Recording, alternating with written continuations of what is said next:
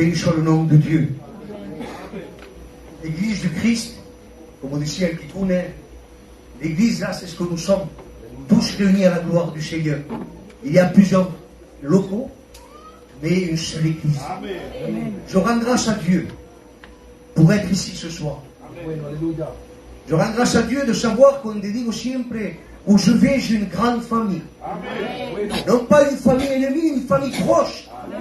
Une famille qui prie pour moi, même lorsqu'on ne mentionne pas mon nom. Pourquoi? Parce que lorsque vous priez pour le corps du Christ, vous priez pour moi. Amen. Lorsque je prie pour le corps du Christ, je prie pour vous. Amen. Lorsque je veux le mieux pour l'œuvre de Dieu, eh bien, nous voulons le mieux pour chacun d'entre nous. Et ce soir, le but de ce soir, je suis vraiment heureux de pouvoir être avec vous, de pouvoir à chaque fois avoir l'opportunité de parler de la part de Dieu. Vous savez, je vais vous dire quelque chose. Aujourd'hui, c'est mon anniversaire. Merci, merci, merci. Mais vous savez la joie que j'ai, je disais à ma femme, eh bien, dans le monde, normalement, de l'anniversaire, je n'aurais pu partir avec mes enfants. Et je disais à Dieu dans ma prière, Seigneur, tu m'as donné un jour la vie. Comment ne vais-je pas te donner cette journée pour toi? Amen. Alors c'est ce que j'ai fait. Dans cette journée, je vous dis de tout mon cœur, avec certainement un peu d'émotion. Et l'émotion, des fois, c'est pas mauvais. Quand on est à la gloire du Seigneur. Vous savez, ce soir, je suis un garçon que j'aime bien prendre des exemples pour apporter la parole de Dieu, pour pouvoir me faire comprendre. Alors imaginez qu'il y a des grands cuisiniers, et je mets Dieu roi là-dessus, dans ce qui est la parole de Dieu à travers ces années, ce que Dieu lui a donné. Mais vous savez, des fois, il y a des jeunes couples qui nous invitent à manger. Et viennent avec ce qu'ils ont, ils mettent tout leur cœur. Et ce qu'ils vont préparer, vont le faire avec tout son amour. Et lorsque vous vous asseyez, ainsi soit-il, une petite viande, macaroni, lo que sea, lorsque c'est servi avec amour et avec joie, eh bien on s'assoit et on mange et on se rassasie. Amen. Parce que la personne l'a fait avec tout son cœur. Eh bien je voudrais que ce soir, vous puissiez le voir de cette manière. Amen. Dans cette journée, j'ai dit, Seigneur, je me dois d'apporter la parole de Dieu avec les peu de moyens que j'ai. Je veux le mettre entre tes mains. Amen. Et si toi, le cuisinier des cuisiniers, c'est toi qui le fais, eh bien moi je vais le servir. Et ton peuple va être alimenté. Amen. Alors ce soir, je le sais, oublions l'enton, et rappelez-vous que ce qui va primer ce soir, c'est la parole de Dieu. Amen. Alors je suis heureux, je m'excuse d'avance. Et puis Juan m'a llamé un par de veces, mais il y avait la réunion. Mais c'est avec joie que ce soir je suis là. Alléluia. Et nous voulons faire cette réunion ensemble. Et j'imagine que vous êtes avec moi ce soir. Amen. Amen. Je fais partie de cette église aussi. Amen. Parce que nous sommes, on est disait, le même corps. Vous savez, le but d'une réunion, je le dis toujours avant de prêcher. Le but d'une réunion, c'est que nous sortions d'ici en ayant compris quelque chose. C'est en sortant d'ici, en ayant dit, Seigneur, ta parole m'a fait du bien. Non pas parce qu'elle m'a parlé comme moi je voulais. Non pas parce que j'ai entendu ce que j'avais envie. Mais parce que ta parole m'a guéri. Amen. Parce que ta parole m'a éclairé. Amen. Parce que ta parole m'a fortifié. Amen. Et je repars d'un élan nouveau. Et c'est ce que je voudrais ce soir. Amen. Amen. Alors, avec le respect que je vous dois, je vous demande pardon. Je ne sais pas si vous avez déjà entendu, mi pare su nombre che predicamo poco a poco. Apparemment, je crie beaucoup. Alors, il faut un peu de tout. Alors, on va prendre ensemble, si vous le voulez bien, 2 versets dans la parole de Dieu. Pour ceux qui ont la parole. Dans 2 Timothée, verset 4. Il n'est pas de soldat qui s'embarrasse des affaires de la vie s'il veut plaire à celui qui l'a enrôlé. Et je voudrais prendre notre verset.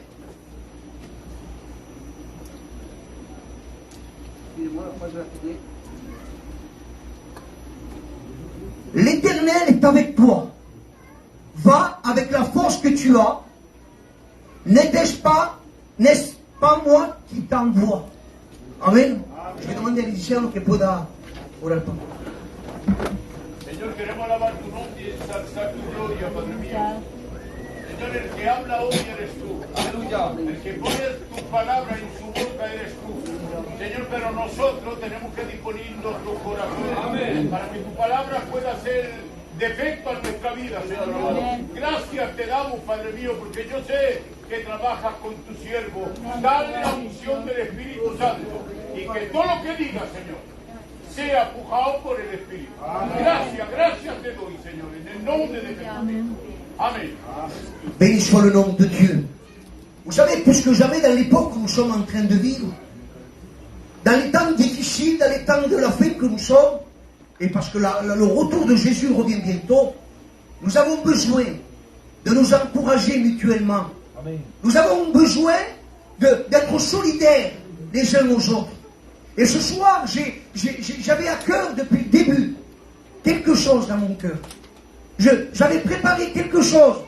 Et dans cet après-midi, Dieu m'en a donné. Vous savez, je disais, j'ai voulu, pour la première fois que je prêchais ici, vous préparer quelque chose de frais. Pas quelque chose que j'ai déjà prêché. Alors ce soir, on voudrait parler pour nous encourager, pour aller au-devant. Je voudrais parler à des chrétiens. Je voudrais parler à de ceux qui s'approchent. Je voudrais parler à de ceux qui ont laissé la main de Dieu. Vous savez, si on est ici, qui est-ce qui ne croit pas en Dieu ce soir? Je crois, par exemple, que tout le monde, non? Amen. Si on est ici, même quand on n'a pas encore accepté le Seigneur, c'est parce que la plupart d'entre nous, nous croyons en Dieu. Et on voudrait rencontrer ce Dieu. Pour d'autres qui ont lâché la main de Dieu. Et pour ceux qui sont dans la bataille. Et il va se parler ce soir de soldats.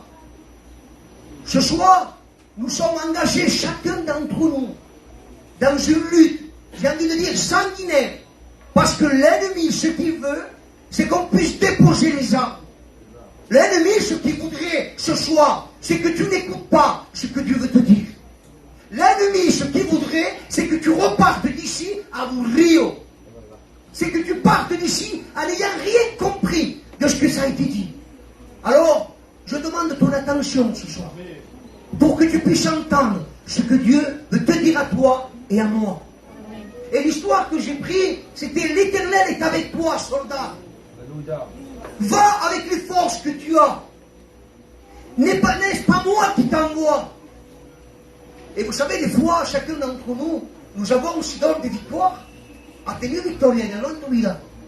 Mucha, amen. Et on a eu chacun d'entre nous des victoires. Mais l'ennemi que nous avons, jusqu'au jour où il ne sera pas jeté dans les temps de feu, il ne cessera pas, si elle, non? Il ne s'arrêtera. Lui, il n'y a pas de chômage pour lui. Lui, son but, c'est que toi, tu déposes les armes.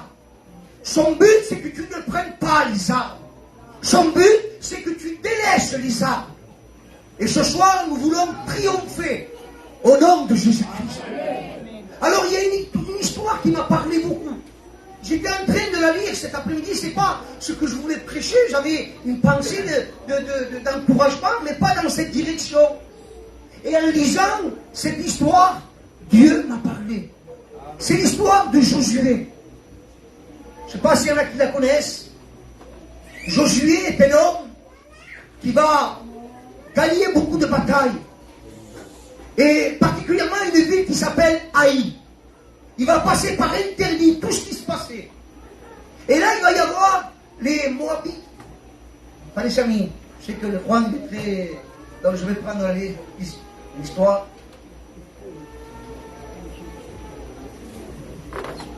Là, il va se trouver des hommes sans croix qui vont entendre la réputation qu'avait eu ce Josué. Et là, il va voir un homme, une ville, la ville qui s'appelle de Gabaon. Cette ville va s'allier à Josué. Et là, il va dire qu'ils vont apprendre, on va dire les noms de ces rois, ce sont 5 rois qui vont entendre parler. Et qui va dire entre eux quelque chose que n'as-tu pas entendu. Regarde, il y a Gabaon qui s'est uni à Josué. Et si Gabaon, para les amis que Juan me pueda decir si me engaño, si Gabaon s'unit à Josué, on est foutu. Parce que Josué ne perdait aucune bataille. Parce que c'était un homme que son nom voulait dire l'Éternel le salue. Parce que l'Éternel était son appui. Parce que Dieu lui avait fait une promesse. Et je voudrais dire ce soir que ce Josué, je voudrais le symboliser à notre Jésus-Christ, que lui ne perd pas de bataille. Lui, il est vainqueur. Lui, il a triomphé. Et l'ennemi sait que lorsqu'on s'unit,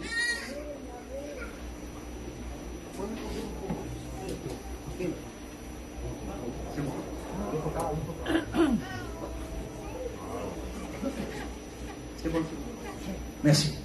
Dieu te bénisse. Et là, ces hommes-là, il va y avoir un roi qui s'appelle, et on va le lire, Adoni-Sédek. Cet homme va appeler encore 5 rois, 4 rois. Avec lui, ils en étaient 5. Ils vont dire, écoutez, si jamais ce peuple reste allié à Josué, eh bien, ils vont nous terrasser. Et ils ne vont pas vouloir faire la guerre à Josué, non, mais ils vont vouloir faire la guerre à Gabaon.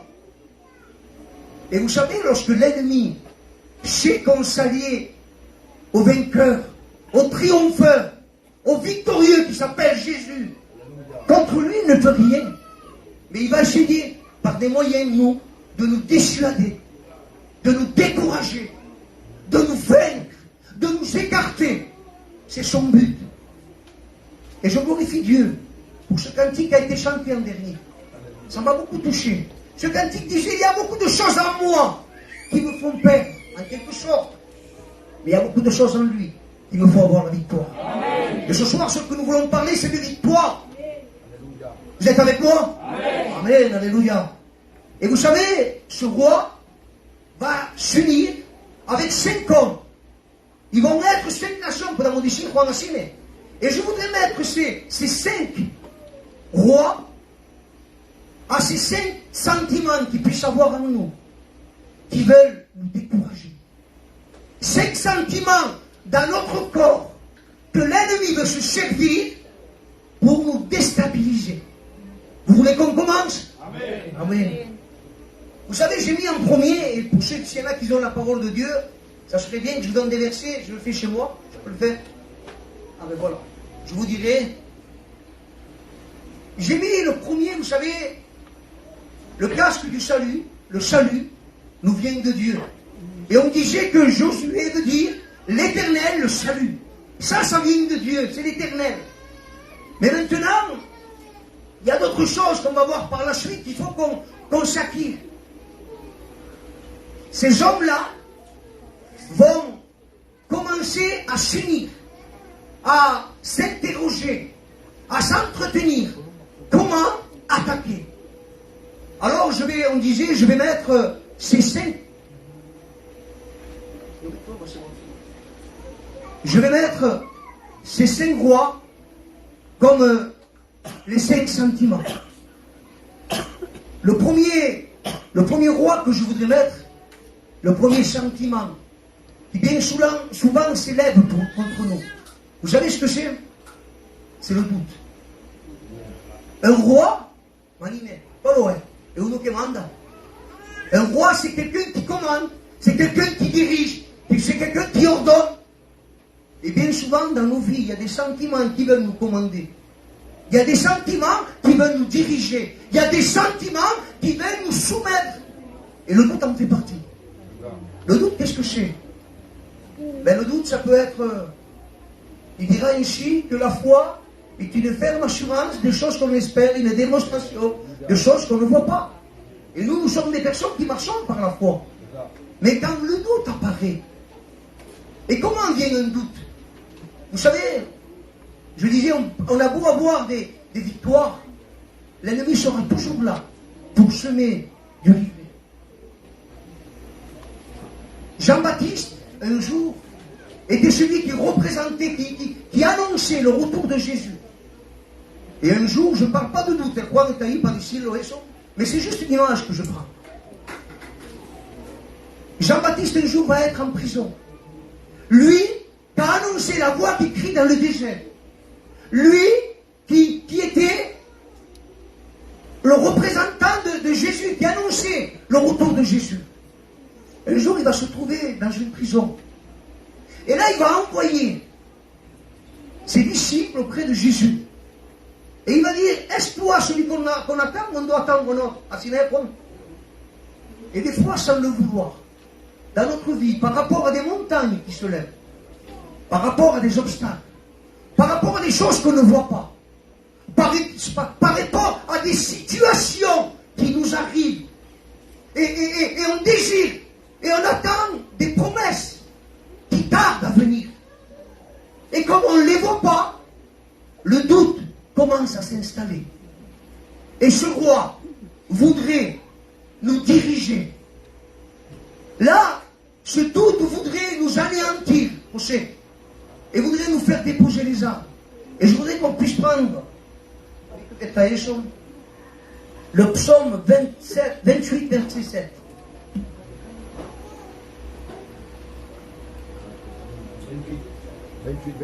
28, verset 7. L'Éternel est ma force et mon bouclier. À lui, mon cœur se confie. Et lorsqu'il y a un doute, et lorsque le Seigneur ce soir voudrait dire, quand dans ton corps, il y a des choses qui te font mal, et je prends ce cantique, moi j'ai des choses qui peuvent te faire du bien.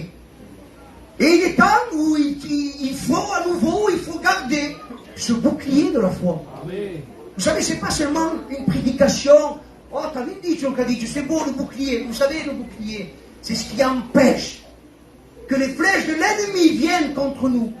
Et là, ce soir, je voulais dire, je ne vais pas parler des flèches de l'ennemi, je voudrais parler des sentiments qui s'élèvent en nous. Ce doute, ce roi qui voudrait nous assujettir. Eh bien, ce soir, le Seigneur nous rappelle, tu as le bouclier de la foi.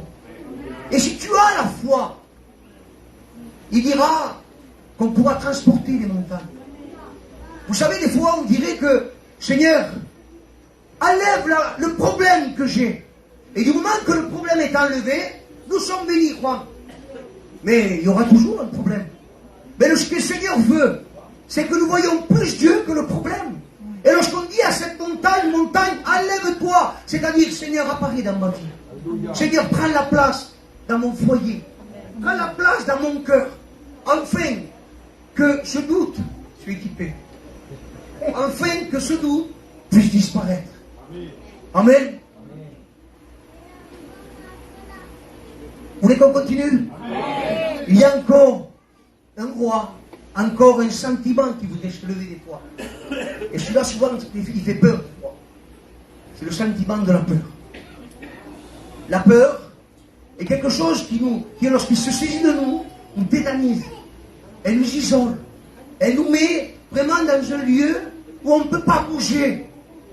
Et vous savez, on voit dans la Bible, un jour les disciples étaient ceux qui marchaient avec Jésus, étaient ceux qui étaient encouragés par Jésus, étaient ceux qui étaient fortifiés lorsque Jésus était avec eux. Et un jour, le Seigneur va leur dire d'aller de l'autre bord. Et une tempête va se lever. Et vous savez, lorsque les tempêtes se lèvent et qu'elles partent, bon, ça va vite. Mais lorsqu'une tempête dure longtemps, lorsqu'on passe un fracas, lorsqu'il arrive un problème, une difficulté, ça ne va pas comme nous on va. Là, la peur, le roi veut nous assujettir, il veut nous attaquer, nous faire abandonner ce que nous devrions prendre. Et vous savez, lorsque l'ennemi avec la peur, il travaille beaucoup. Je l'ai expérimenté dans mon foyer. Et si je le prêche, je n'ai jamais rien que je n'ai pas vécu dans mon foyer. Et croyez-moi, qu'un jour, le diable a réussi. Et il essaiera toujours. Vous savez, quand la peur du lendemain, la peur de la maladie, la peur de perdre quelque chose, la peur de l'inconnu vient nous toucher. On a beau dire ça va aller mieux, on dirait que ça ne rentre pas, on dirait que ça ne touche pas. Nous sommes tétanisés, nous sommes isolés. Et c'est ce que l'ennemi voudrait. Mais je voudrais prendre un verset. 1 Thessaloniciens 5, verset 8.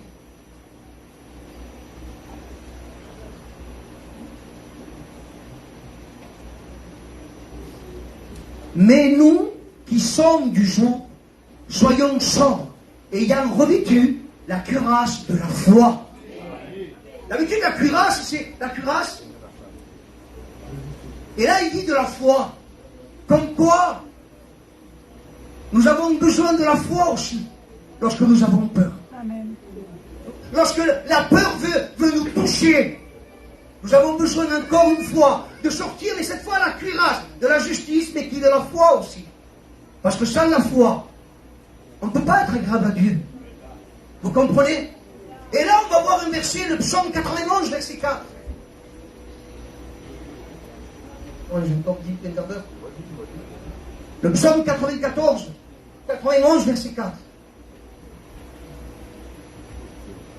Il te couvrira de ses plumes, et tu trouveras refuge sous ses ailes. Sa fidélité et son bouclier, et une cuirasse.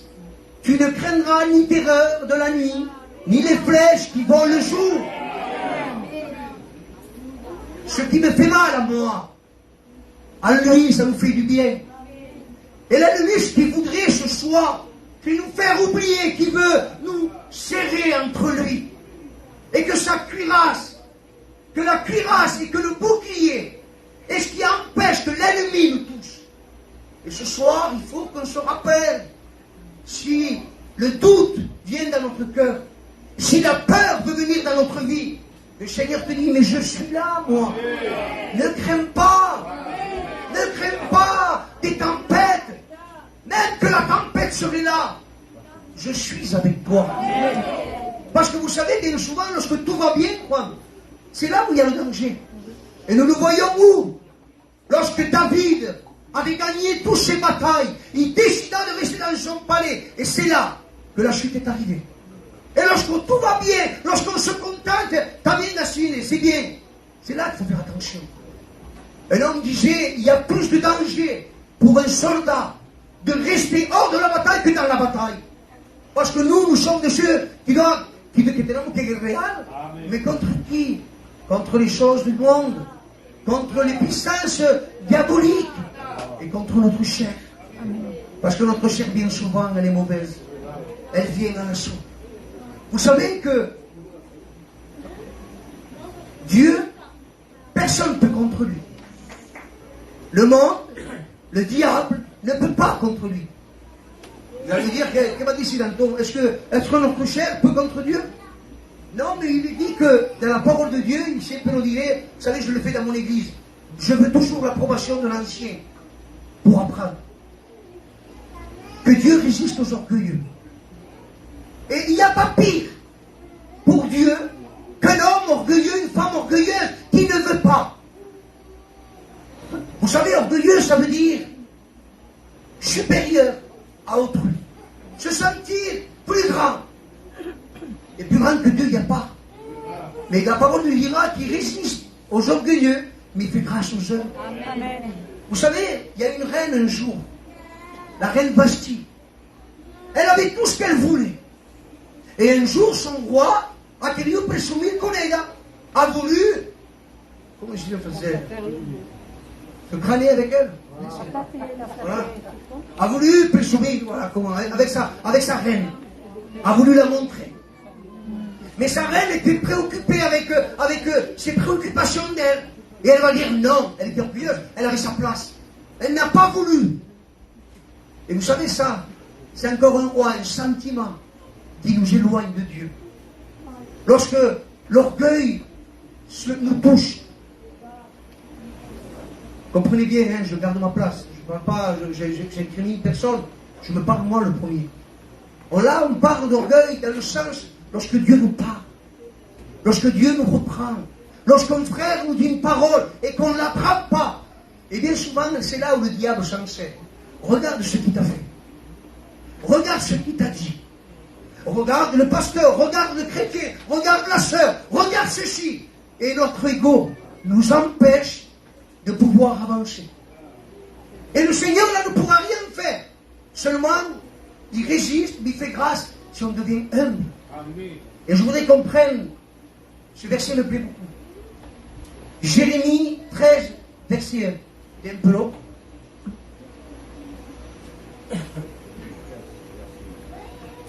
Vous savez pourquoi je prends beaucoup de versets? Je veux que ce soit la parole qui parle. Je veux vraiment que ce soit la parole qui vous convainc. Je veux que ce soit la parole qui vous instruit. Amen. Ainsi m'a parlé l'Éternel. Va, achète une ceinture de lin et mets-la sur tes reins. Puede bajar un poco. J'achetais la ceinture selon la parole de l'Éternel et je la mis à mes reins. La parole de l'Éternel me fut adressée une seconde fois en ces mots. Prends la ceinture que tu as achetée et qui est sur tes reins. Lève-toi, va à l'Euphrate et là, cache-la dans la fente d'un rocher. Moi, le rocher, ça me fait penser à qui? Au Christ. J'allais et je la cachais près de l'Euphrate, comme l'Éternel me l'avait ordonné. Plusieurs jours après, l'Éternel me dit, lève-toi, va à l'Euphrate, et là, prends la ceinture que je t'avais ordonné d'y cacher. J'allais vers l'Euphrate, je fouillais, et je pris la ceinture dans le lieu où je l'avais cachée. Mais, voilà, la ceinture était gâtée. Elle n'était plus bonne à rien. La parole de l'Éternel me fut adressée en ces mots. Ainsi parle l'Éternel. C'est ainsi que je détruirai l'orgueil de Juda. La ceinture de ce monde ne vaut rien. Mais le Seigneur, ce qu'il voudrait, c'est que cette ceinture d'orgueil puisse pourrir. Pour lui nous donner cette ceinture de la vérité. Amen. Qui nous amènera au chemin que Dieu veut. Amen. Et pour que ce roi d'orgueilleux puisse être détruit. Est-ce que vous êtes avec moi? Amen. On continue? Amen. Il en reste deux et j'arrête. Il y a encore un roi. Il y a encore quelqu'un qui veut se lever et qui voudrait nous stopper. Ça s'appelle la tristesse. C'est là aussi où on voit les mauvaises. La tristesse. La tristesse, c'est des sentiments qui nous isolent. Encore une fois. La tristesse, c'est des sentiments qui nous mettent mal. La tristesse, c'est un état d'insatisfaction. Et un jour, il y a des gens qui étaient avec Dieu, eux aussi, qui avançaient avec Dieu. Et Jésus va leur annoncer, je dois mourir, et au troisième jour, ressusciter. Tout comme le Seigneur nous a dit, un jour, je reviendrai vous chercher. Mais en attendant, persévérez.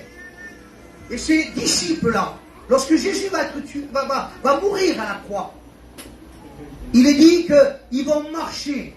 Et vous avez compris, seguro que Juan a comprendido, c'est les disciples dans le chemin d'Emmaüs. Eux, ils vont marcher, et Jésus va les rejoindre. Et leur tristesse leur empêchait de voir que le roi de rois était là. Pourquoi? Parce qu'il y avait un autre roi qui s'est levé. C'était la tristesse. Et là, eux, ils voulaient ce Jésus vivant. Mais Jésus leur avait dit, je dois mourir. Et au troisième jour, je ressusciterai. Et vous savez, le Seigneur nous a fait une promesse. Il est allé nous préparer une place. Mais il a dit, étroit est le chemin et rocailleux qui mène à la vie. Il n'a pas dit, facile sera. Il n'a pas dit que tout ira comme nous on veut. Et des fois, il y a des situations qui nous arrivent. Vous savez, je le dis souvent, j'étais descendu de l'école biblique, et ma femme, qui est là, eh bien, elle avait eu un problème. Je ne m'attendais pas, moi, à ça. Elle avait un problème à la jambe, elle a encore mal, mais je ne m'attendais pas, moi. C'est dur, bajando de la escuela biblica, d'aller au docteur, de passer des IRM. J'ai eu mes enfants qui ont été malades. J'avais été moi-même gravement malade, et vous savez, c'est pas ce qu'on veut pour servir Dieu. Et des fois, il y a des situations qui nous rendent tristes. Pourquoi ça, Seigneur? Et combien ce pourquoi nous détruit? Combien ce pourquoi nous anéantit? Et là, le roi grandit. Le roi de la tristesse grandit dans nos vies. Et il veut encore une fois nous mettre mal. Alors on va prendre Deutéronome 29, verset 5.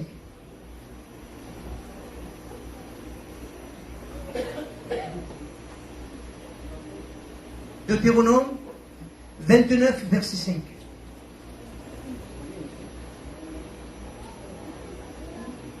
Regardez, on disait tout à l'heure que des fois il y a des situations qui ne nous conviennent pas. Un jour, regardez ce qu'il va dire. Je t'ai conduit pendant 40 ans, 40 années dans le désert. Tes vêtements ne se sont point usés sur toi, et tes souliers ne sont point usés à tes pieds. Le peuple avait été promis la nouvelle Canaan. Mais à cause de leur désobéissance, ils ont dû tourner 40 jours au lieu de 11 jours, il me semble. Et ça a dû être pénible. Mais vous savez, Dieu a fait que ces sandales ne se sont pas usées. Et le Seigneur nous promet, si tu marches comme moi je t'ai dit, et que tu ne te fies pas aux choses de la vie, le zèle de ta vie ne diminuera pas. Vous comprenez? Et c'est ce que le Seigneur voudrait nous dire ce soir. Et on dit le dernier point. Le dernier point, c'est la colère. La colère aussi, c'est quelque chose qui est mauvais. La colère, c'est quelque chose qui nous rend méchants, qui nous rend... J'ai marqué, la colère, la définition de la colère, c'est rage, c'est irritation, comportement furieux. Et la colère vient souvent à cause de notre caractère. Nous faisons grandir ce caractère, et en quelque sorte, nous faisons diminuer Dieu. Et c'est ce que le diable voudrait. Vous savez, il y a l'histoire d'Ésaü. Ésaü était le premier-né. Et son frère Jacob va lui voler la bénédiction à Siméon. Et il va être furieux. Il va être furieux. Pourquoi? Parce que son frère lui a volé la bénédiction. Mais avec le temps, la Bible dit qu'il a pardonné. Pourquoi? Parce qu'il a certainement compris que l'erreur venait de lui, parce qu'il avait déprécié le droit d'aînesse qu'il avait. Et je voudrais qu'on prenne Romains 12, verset 19.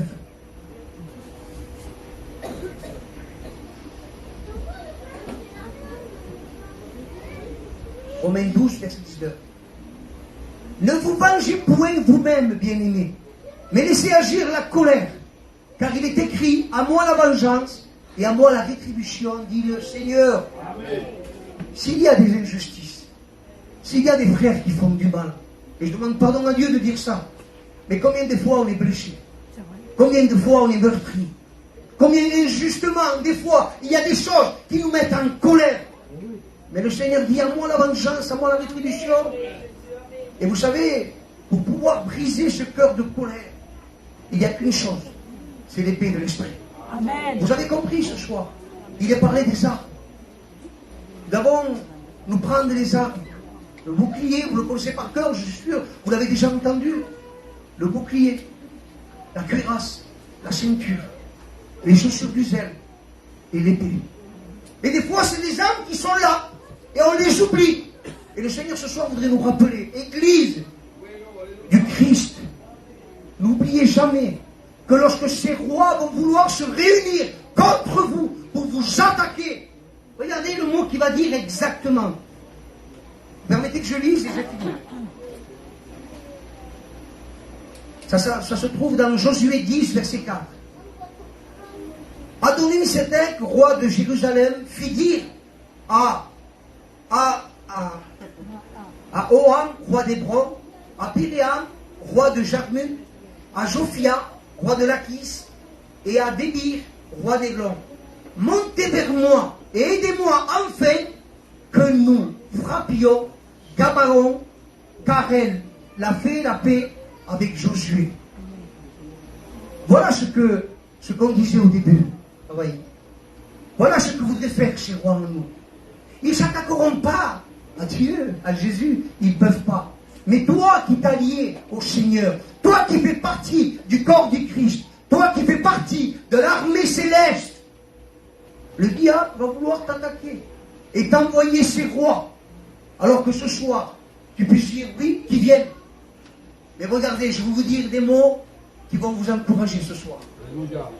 Maintenant, lève-toi et passe ce Jourdain.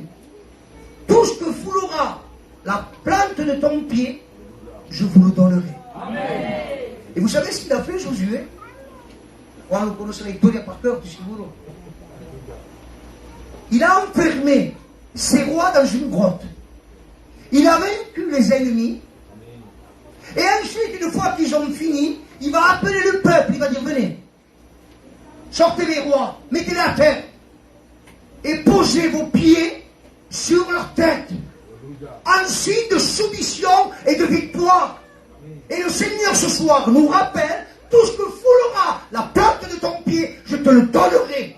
Alors si ces sentiments veulent prendre le dessus sur toi, écrase-les au nom de Jésus-Christ. Et le Seigneur te dit, va avec la force que tu as. Quelle est ta force? Ça s'appelle Jésus-Christ. Amen. Vous compris ensemble? Je vais demander à Dieu Juan au Père de l'Oral. Señor, gracias por tu palabra. Gracias por tu consejo, Señor. Te suplico, Señor, que el pueblo la vaya entendido como tú lo quieres. Si no la ha entendido, que se ponga en oración para que el Espíritu Santo le haga de entender. Aleluya. Gracias te doy, Dios, amado, en nombre de Jesús. Amén. Amén.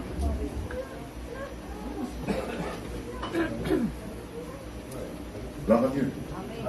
Gloire au Seigneur. Deux petites choses, Antoine. Rien que deux petites choses. Écoutez bien. Il a parlé, oh non, avec ses mots bien sûr, de la ceinture de vérité. Ce n'est pas la ceinture de vérité. C'est la vérité pour ceinture. C'est différent. Mais il y en a qui ont l'orgueil pour ceinture. Je veux que tu comprennes cela. On ne parle pas, parce que la ceinture n'a pas la vérité. C'est la vérité qui donne la force que la ceinture puisse maintenir le corps. Il faut qu'on ait la vérité pour ceinture, pour nous maintenir devant Dieu. Parce que si on prend l'orgueil pour ceinture, on est foutu. Ça, c'est une chose. Vous voyez dire. Alors écoutez bien. Le dernier mot qu'il a dit, lo que ha dicho lo último. Bueno, no, otro. Sí. Si, c'est ça, c'est ça.